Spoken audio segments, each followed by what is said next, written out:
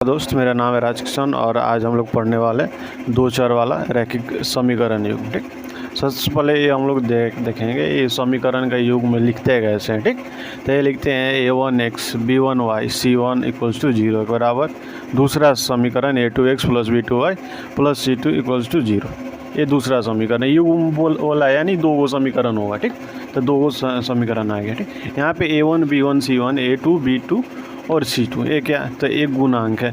ये है x का गुणांक, ये है y का गुणांक और एक कांस्टेंट होता है। ठीक, ये है x का गुणांक, ये है y का गुणांक और एक कांस्टेंट है। ठीक, तो ये समीकरण 1 का और समीकरण 2 का है।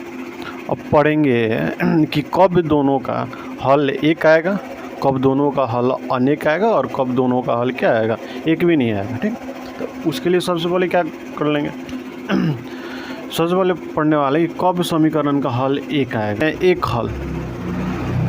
हल का शर्त क्या है। एक हल का शर्त है a1/a2 बराबर नहीं होना चाहिए b1/b2 के। ठीक, अब यहाँ पे समझो, यहाँ से इसको याद कैसे करना है। ठीक, मान लो इसको एक बॉल दे दिए इसको खेलने के लिए इसको, ठीक, और ये इसको पास ही नहीं किया, यानी इसको दिया ही नहीं, यानी बराबर नहीं है। यानी जब इसको ये दिया ही नहीं है तो बॉल किसके पास बचा, इसके पास बचा। कितना बॉल बचा, एक बॉल, यानी हल कितना होगा, एक होगा। ऐसे याद करो। ठीक, यानी इसको बॉल दिए पास नहीं गया तो बॉल इसी के पास रह गया, एक बॉल था और एक बॉल इसके पास रह गया। अनेक हल किसके पास होगा, अनेक हल का शर्त क्या होगा। ठीक, अब a1/a2 बराबर होगा b1/b2 के बराबर होगा c1/c2 के। अब यहाँ पे समझो, मान लो इसको एक बॉल दी। ठीक, याद कैसे करना है, इसको एक बॉल दिया, अब इसको ये पास कर दिया, फिर इसको ये पास कर दिया, यानी इसके पास बॉल था, इसको ये दे दिया, फिर इसको दे दिया, यानी इसके पास बहुत सारा बॉल है। ठीक, बहुत सारा बॉल है और इसको देते जा रहा है, बांटते जा रहा है। मान लो इसका दोस्त है और इसको बांटते जा रहा है, यानी इसको क्या बोल सकते हैं कि इसके पास बहुत सारा बॉल है, बोल सकते हैं ना, इसके पास बहुत सारा बॉल है, यानी क्या, अनेक हल है।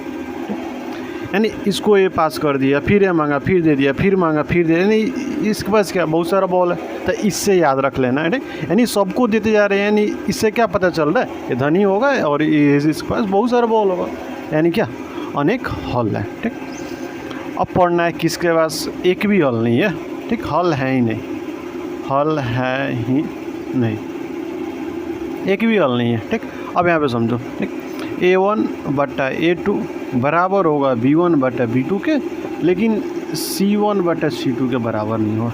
अब समझो, इसको एक बॉल दिए थे खेलने के लिए, अब ए क्या किया, ए मांगा और इसको दे दिया, ये बॉल दे दिया, लेकिन ए इसको पास ही नहीं किया। ठीक, इसको दिया ही नहीं। तो अब तुम बताओ कि इसके पास कितना बॉल बचा, एक भी बॉल नहीं बचा ही नहीं ना, क्योंकि ए तो दे दिया इसको और ए इसको पास ही नहीं किया, यानी ये रख लिया इसके पास, यानी इसके पास कितना बॉल बचा, एक भी नहीं, यानी इसका हल क्या होगा, एक भी नहीं होगा। ठीक, अगर शर्त ए है तो इसका हल एक भी नहीं होगा। ठीक, अगर a1/a2 बराबर है b1/b2 के, लेकिन c1/c2 के बराबर नहीं है तो इसका एक भी हल नहीं होगा। ठीक, अब इस तरह याद कर लेना है। ठीक, अब फिर देखना है कि एक हल जिसका होगा, ठीक, एक हल जिसका होगा वो जो लाइन का, यानी जो रेखा का समीकरण है, वो रेखा क्या होगा, या कटेगा या पैरेलल होगा या दोनों एक दूसरे पे होगा, कैसा होगा, अब ये सीखते हैं। ठीक, अब एक हल कब आ सकता है, थोड़ा सा दिमाग लगाओ।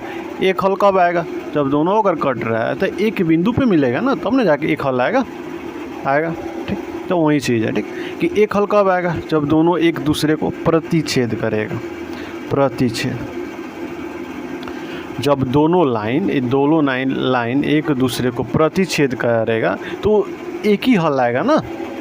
दो लाइन एक दूसरे पे एक ही बिंदु पे काटता है ना, तो यानी हल कितना आएगा, हल एक आएगा।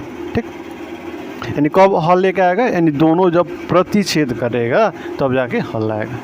अब यहाँ पढ़ना अनेक हल कब आएगा। ठीक, अब यहाँ देख लो, इसमें तो कोई हल है ही नहीं। क्यों हल नहीं है, क्योंकि दोनों लाइन कहीं पे तो मिल ही नहीं रहा। ठीक, हल कब होता है, जब दोनों लाइन एक उभयनिष्ठ बिंदु पे मिलता है तब जाके हल आता है।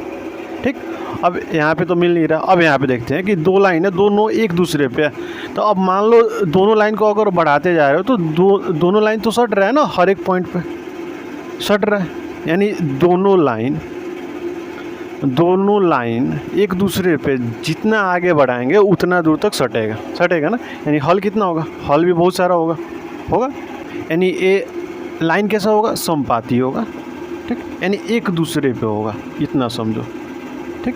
लाइन कैसा होगा, समपाती होगा, यानी एक दूसरे पे होगा हल, ये जो रेखा होगा वो एक दूसरे पे होगा, जिस कारण हल क्या बहुत सारा आ गया, ठीक।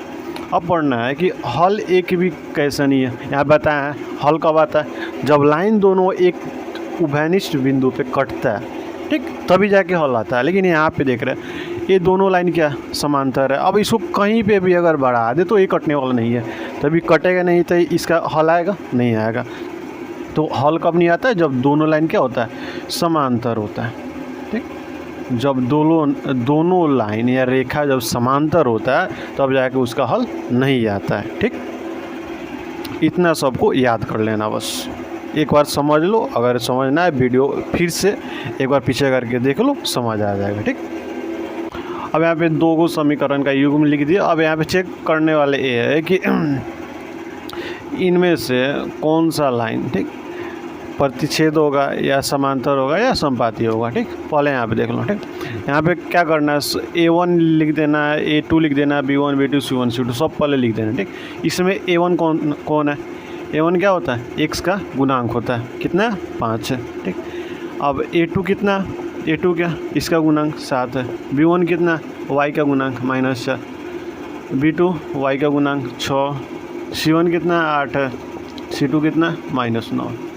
अब यहाँ पे देखते हैं यहाँ पे क्या क्या बन रहा, अब इसको बट्टा में करके चेक कर लेते हैं, ठीक। A1 बटा A2 कितना आ गया 5/7, ठीक।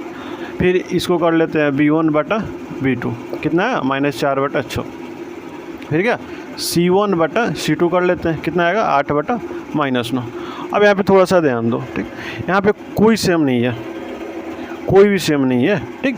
तो तुम लोग को बताए थे ना कि A1 बटा A2 बराबर नहीं होता है B1 बटा B2 के, यानी ये सच में बराबर नहीं है। ऊपर 5 4 7 6 यहाँ पे प्लस यहाँ पे माइनस, बराबर तो ही नहीं। तो अब इस केस में क्या होता, रेखा कैसा होता, इस कंडीशन में, इस शर्त में जब ये दोनों बराबर नहीं होता है, क्या बताया था कि ये इसको बॉल दिए, इसको दिया ही नहीं, तो इसके पास क्या बच गया, एगो बॉल बचा, यानी इसका एक हल आएगा, ठीक। अब इसका एगो हल आएगा, तो तुम लोग को बताया था जब एक हल आता है तो इसका मतलब क्या होता है, दोनों रेखा प्रतिच्छेद कर रहा है एक बिंदु पे, यानी ये दोनों रेखा क्या कर रहा, प्रतिच्छेद कर रहा है ना, बस। अब यहाँ पे देखो ये वाला, ठीक। यहाँ पे A1 लिख लो, A1 कितना 9 है, A2 कितना 18 है, B1 कितना 3, B2 कितना 6, C1 कितना 12 और C2 कितना 24। अब यहाँ पे देखो, यहाँ पहले इसको लिख दो A1 बटा A2 कितना होगा 9/18, यानी कटाए तो 1/2 आ गया। फिर B1 बटा B2 निकाल लो, 3/6 कटाए तो 1/2 आ गया। फिर C1 बटा C2 निकाल लो, 12/24 कटाए तो 1/2 आ गया।